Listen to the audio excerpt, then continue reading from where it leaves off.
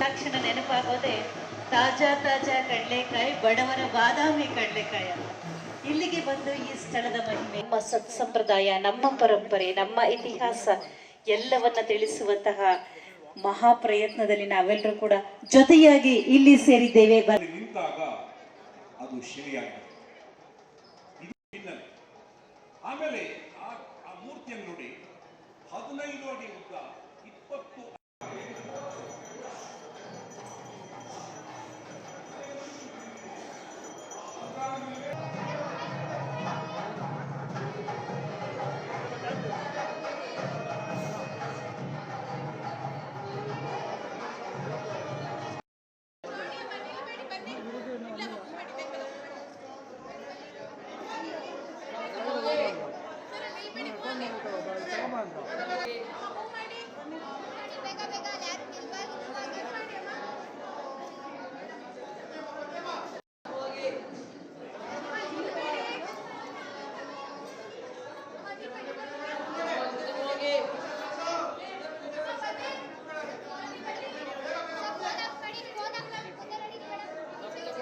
ಇವತ್ತು ಬಸವನಗುಡಿಯ ಐತಿಹಾಸಿಕ ಕಡಲೆಕಾಯಿ ಪರಿಷೆಗೆ ಚಾಲನೆ ಕೊಡೋದಿದೆ.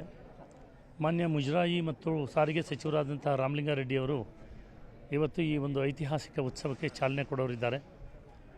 ಸಂಸದರಾದಂಥ ತೇಜಸ್ವಿ ಸೂರ್ಯ ಅವರು, ಈಗಾಗಲೇ ಉದಯ ಗರುಡಾಚಾರ್ಯವರು ಬಂದಿದ್ದಾರೆ. ಎಲ್ಲ ಶಾಸಕರು ಕೂಡ ಬರೋರಿದ್ದಾರೆ.